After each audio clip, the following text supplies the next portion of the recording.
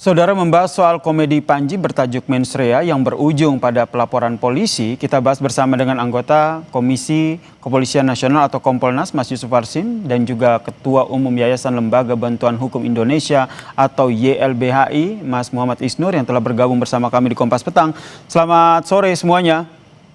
Selamat sore. Assalamualaikum warahmatullahi wabarakatuh. Waalaikumsalam. Saya ke Mas Yusuf dulu nih. Nahdlatul Ulama maupun Muhammadiyah ini tidak mengakui organisasi yang melaporkan Panji. Pertanyaannya, apakah kedudukan pelapor ini bisa dipertanggungjawabkan dan informasi yang didapat oleh Kompolnas sendiri, polisi akan melanjutkan atau bagaimana nih, Mas Yusuf?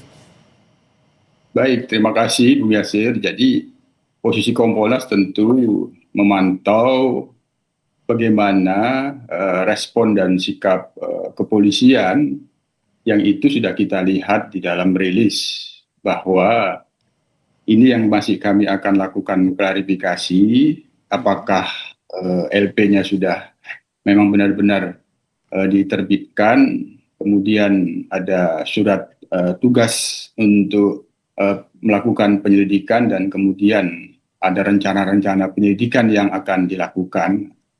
Hanya tentu ketika ada seseorang yang membuat pengaduan dan laporan, ya secara umum itu bagian dari yang perlu diberikan pelayanan.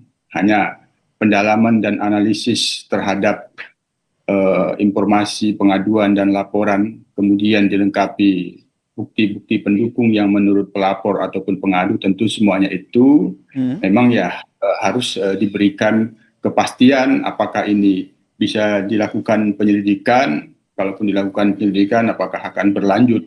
Tentu proses semuanya itu dalam proses penyelidikan nantinya kalau apabila memang benar sudah ditetapkan tugas penyelidikan, maka tentu pihak-pihak yang pelapor dimintakan klarifikasi termasuk legal standingnya, setidaknya apakah pelapor ini benar-benar dalam posisi sebagai korban terhadap delik yang diadukan sebagai anggota Nahdlatul Ulama ataupun anggota Muhammadiyah, apakah pelapor ini punya aktivitas di dalam kepengurusan baik di NU maupun di Muhammadiyah atau di organisasi-organisasi sayap organisasi yang disebut organisasi otonom kalau di Muhammadiyah. Atau jadi itu yang harus di cross check lagi ya, meskipun dari NU maupun Muhammadiyah sudah menyatakan bahwa mereka tidak bagian dari organisasi yang melaporkan. Saya ke Mas Isnur. Mas Isnur sendiri melihatnya seperti apa? Kedudukan pelapor ini bisa dipertanggungjawabkan dan menurut Anda laporan dapat dilanjutkan?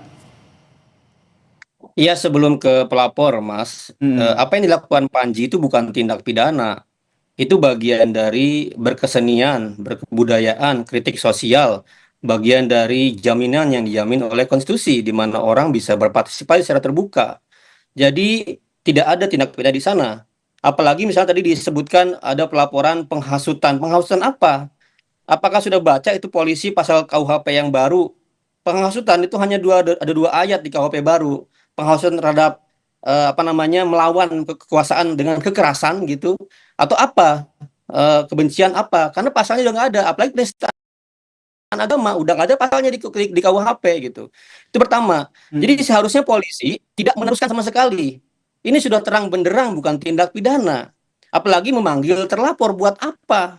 Kalau ini bukan tindak pidana, ya hentikan proses sejak awal gitu. Coba kalau emang nggak paham KUHP, konsultasilah dengan kejaksaan. Saya potong sebentar, ingin menegaskan Mas Isnur. Jadi menurut Anda ketika pertama kali polisi menyampaikan konferensi pers yang tadi sama-sama kita dengarkan juga harusnya langsung menyampaikan bahwa kasus ini tidak bisa dilanjutkan. Begitu yang ingin Anda tekankan? Kalau setiap laporan yang bukan tindak pidana diteruskan, dipanggil sana-sini, capek banget penyidik. Banyak banget pekerjaan lebih penting dalam konteks pidana, pembalakan liar, penebangan pohon di hutan-hutan itu lebih penting, judi online gitu, dibanding dengan mengikuti hasrat ya pelapor yang nggak jelas. Dan yang kedua soal pelapor ya, ini harusnya bahkan kalau saya jadi kuasa hukumnya itu bisa digugat tuh pelapor-pelapor itu. Ya NU Muhammadiyah juga bisa menggugat karena dia orang ini membawa-bawa nama organisasi, bahkan mencemarkan nama baik organisasi tanpa kuasa dari organisasi. Itu bisa digugat loh orangnya loh. Jadi bukan hanya menghentikan penyelidikan, tapi juga si pelapornya ini aneh-aneh Ya, Dan menurut bagi Anda itu bisa digugat balik ya begitu ya. iya Sampai di dong. situ dulu. Saya ingin minta tanggapan dari Mas Yusuf Warsim nih terkait dengan apa yang tadi disampaikan Mas Isnur. Harusnya dari awal polisi sudah menyampaikan tidak perlu dilanjutkan lagi. Ya, kan itu kaitannya dengan pelayanan kepolisian. Kalau itu delik yang dimaksud itu adalah delik aduan, kepastiannya kan harus diberikan juga, tidak langsung sepihak. Tiba-tiba ini ditolak nanti, jadi dipersepsikannya itu yang perlu dihindari, adanya penolakan pelayanan.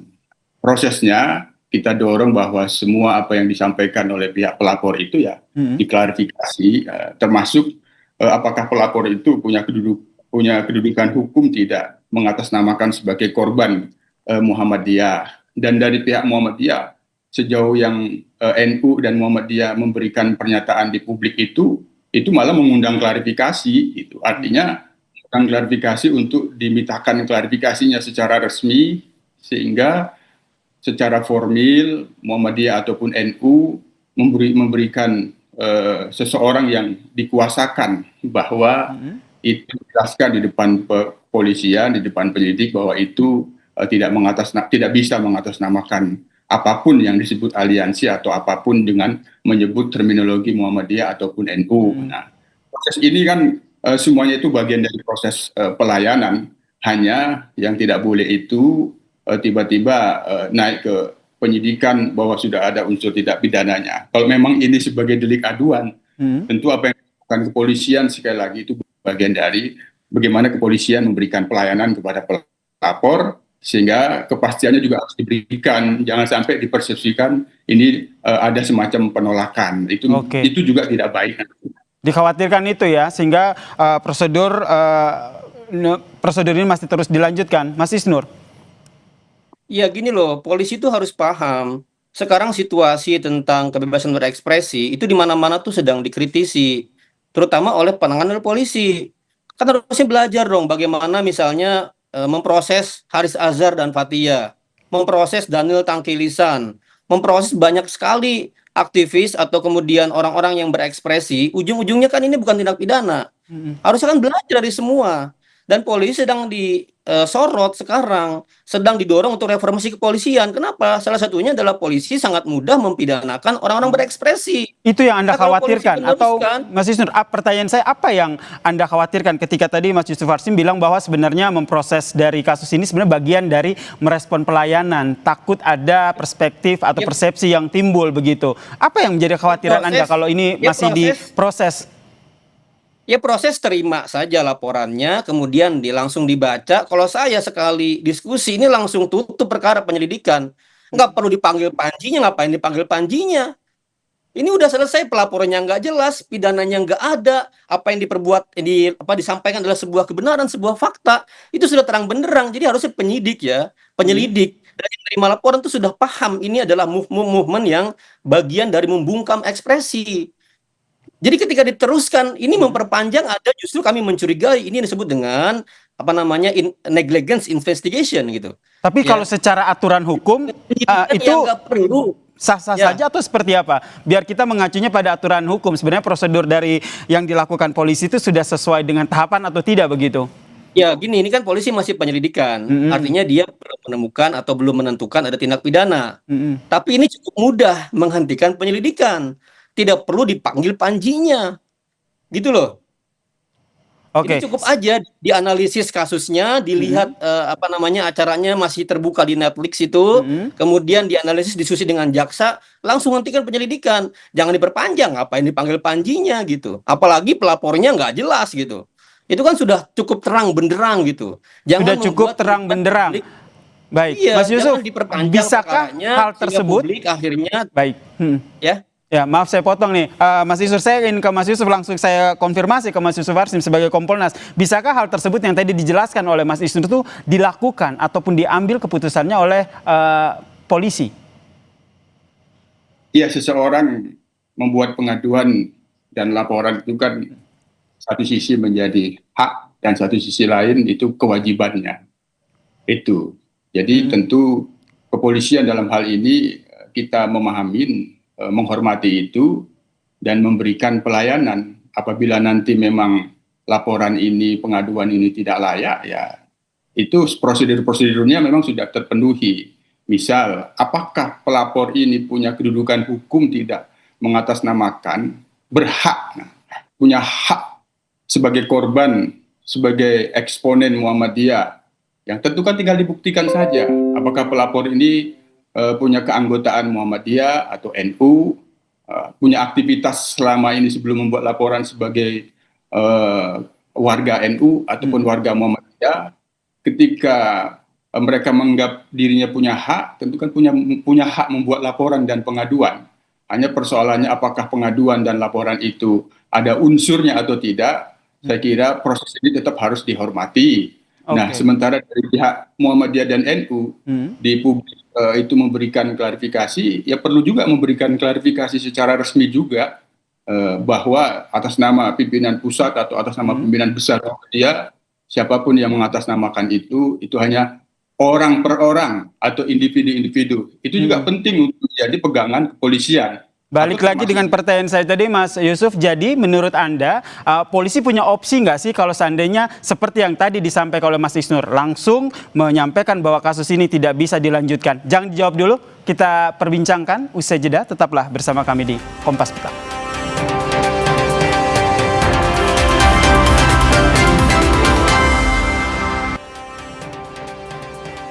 Menyambung pertanyaan sebelumnya, Mas Yusuf Warsim, jadi menurut Anda, apakah polisi sebenarnya punya opsi untuk segera memberhentikan penyelidikan kasus ini atau tetap harus mengikuti proses yang berlangsung? Ya, kalau saran saya, yang perlu diklarifikasi dari pihak pelapornya saja, termasuk klarifikasi ada nggak korbannya ketika ini disebut sebagai delik aduan, korbannya NU dan Muhammadiyah. Jadi pelapornya itu yang perlu diklarifikasi, belum masuk ke terlapor. Apakah pelapor ini punya kedudukan hukum atau tidak sebagai pelapor dan sekaligus sebagai korban. Korbannya kan kalau disebut Muhammadiyah dan NU, maka representasi Muhammadiyah dan NU itu kan pengurusnya, pengurus tertingginya gitu. Bisa juga dimintakan klarifikasi apakah mereka merasa dihasut, difitnah, dicemarkan. Kalau memang mengatakan tidak, ya itu udah selesai, itu bisa ditutup itu. Itu yang saran saya bahwa dalam proses ini kepada Polda Metro Jaya yang perlu diklarifikasi itu dari sisi pihak pelapornya, legal standing pelapor, terus terkait dengan ada atau tidaknya korban ini sebenarnya, terkait dengan delik yang diadukan ataupun delik yang dilaporkan, belum sampai ke terlapor. Baik, cukup sampai di pelapor saja. Kemudian tadi juga sama-sama kita dengarkan bahwa kalau melaksanakan rencana penyelidikan, polisi akan melakukan pemeriksaan terhadap bukti dulu, baru akan dilanjutkan dengan memanggil pelapor begitu. Nah, kalau kita berbicara soal bukti, ini kan bukti yang dilampirkan pelapor ini juga jadi perbincangan begitu, Mas Yusuf Warsim, karena dipertanyakan bagaimana cara mendapatkannya, karena kan ini ditayangkan di platform yang berbayar. Sedangkan bukti yang diberikan itu kan dalam bentuk flash disk begitu. Menurut Anda ini bisa jadi salah satu acuan polisi bahwa ternyata bukti ini juga bisa jadi tidak kuat? Ya bisa saja itu, tapi yang paling pertama dan utama dan sangat mendasar sebenarnya ketika ini delik aduan, maka pengadu pelapor ini punya kedudukan hukum tidak sebagai korban gitu. Nah, korban yang disebutkan golongan kelompok NU ataupun Muhammadiyah, meskipun katakanlah mereka katakan sebagai anggota NU, ada kartu anggotanya, anggota Muhammadiyah, apakah ketika mereka buat laporan pengaduan ini diberikan surat tugas tidak untuk membuat pengaduan? Itu yang makanya sangat penting. Dari pihak pelapor ini sudah ketahuan nanti bagaimana posisi laporan ini, layak atau tidak, termasuk ya perlu dilakukan klarifikasi langsung saja. Yang disebut-sebut korban itu sekali lagi kan lembaga, kelompok, golongan. Ada pimpinan tertingginya, merasa sebagai korban tidak? Oh tidak, kami tidak ini bukan kami tugaskan, ini nggak ada. Udah, itu kasusnya sudah terlihat apakah ini bisa layak atau tidak ketika kita dudukkan bahwa ini delik aduan. Oke, mengedepankan konfirmasi sehingga ada kesamaan kedudukan ya, baik pelapor dan terlapor di mata hukum begitu. Kalau Mas Isnur sendiri melihatnya bagaimana? Tadi saya masih tergelitik dengan kekhawatiran bahwa kenapa akhirnya tidak segera dihentikan penyelidikan kasus ini. Apa yang menjadi kekhawatiran Anda? Gini loh, polisi itu sebagai alat negara untuk melindungi rakyat dan melindungi hak asasi manusia. Kepolisian punya undang-undang kepolisian yang jelas sekali headline-nya soal hak asasi manusia. Soal peraturan Kapolri implementasi hak asasi manusia itu jelas semua. Harusnya ini menjadi pedoman ketika mereka menerima kasus gitu. Jelas ini bagian dari upaya untuk membungkam dan melanggar hak ekspresi hak asasi manusia di situ. Dan ini kan etalase, apakah kepolisian memberikan pendidikan yang baik? Pak Kapolri, Pak Listio Sigit berulang-ulang bahkan mengundang dengan sengaja para komika untuk mengkritik internal kepolisian.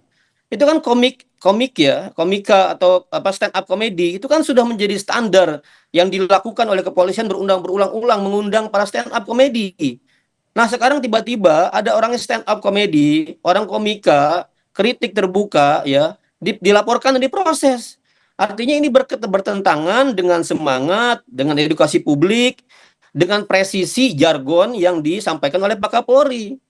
Jadi menurut saya sih Pak Kapolri, Pak Kapolda harus menaruh perhatian serius ya kepada para penyelidiknya untuk tidak bermain-main dengan ruang kebebasan berekspresi, untuk tidak bermain-main dengan tindakan-tindakan yang mengancam demokrasi, untuk bermain-main dengan tindakan yang melanggar Undang-Undang Dasar 45, Undang-Undang Kepolisian dan peraturan tentang kepolisian sendiri. Bagi saya ini adalah gangguan terhadap demokrasi kita, gangguan terhadap hak asasi manusia kita gitu. Jadi ya tegas-tegas saja polisi ini gitu. Oke. Cukup diterima laporannya, dianalisis, kemudian dihentikan penyelidikannya. Selesai urusan. Oke. Berikan atensi penyelidikan kepada yang lebih penting lainnya, lebih serius ya. Sekarang kita lagi serius menangani deforestasi, pembalakan liar, penambangan liar di mana-mana. Itu yang diselidiki. Ngapain fokus di mempidanakan stand up comedy gitu. Mas Isnur, saya Harus juga kita- ingin minta pendapat Anda terkait dengan pemeriksaan barang bukti ini. Ya sekali lagi Iya, kan, itu juga aneh nanti dianalisis gitu. Mm-mm. Walaupun sekarang di KUHP baru itu dimungkinkan bukti-bukti elektronik, tapi harus didapat dengan legal. Jadi pertanyaannya, apakah ya download terhadap platform itu adalah bukti atau cara yang legal? Nah, itu lain lagi tuh. Kalau kemudian didapatkan dengan cara-cara yang tidak legal, lain lagi buktinya dianggap tidak sah gitu. Itu harus dilihat juga gitu. Dipertanyakan, makanya penyelidik itu harus kritis. Kritis apa terhadap substansinya, pasal yang dilaporkan mengancam apa dan lain-lain. Bukti yang disampaikan, profil pelapornya gitu. Jadi Ini secara semua tidak harus langsung saran dari Kompolnas, Mas Yusuf Warsim tadi, Anda keberatan begitu ya, Mas Isnur? Iya, ya ini kan kalau Pak Yusuf kan normatif, dalam artian dia perlu mengapresiasi atau memberikan kesempatan buat pelapor juga melaporkan. Ya nggak apa-apa, terima laporan. Tapi kan juga tadi Pak Yusuf bilang, ya nggak usah periksa terlapornya, nggak usah periksa panjinya. Kan itu statement Pak Yusuf. Jadi saya sepakat juga, periksa pelapornya, tanyakan barang buktinya, tutup close perkara. Oke. Nggak usah diperiksa lagi, gitu caranya. Mas Yusuf, menurut Anda polisi juga akan seperti itu?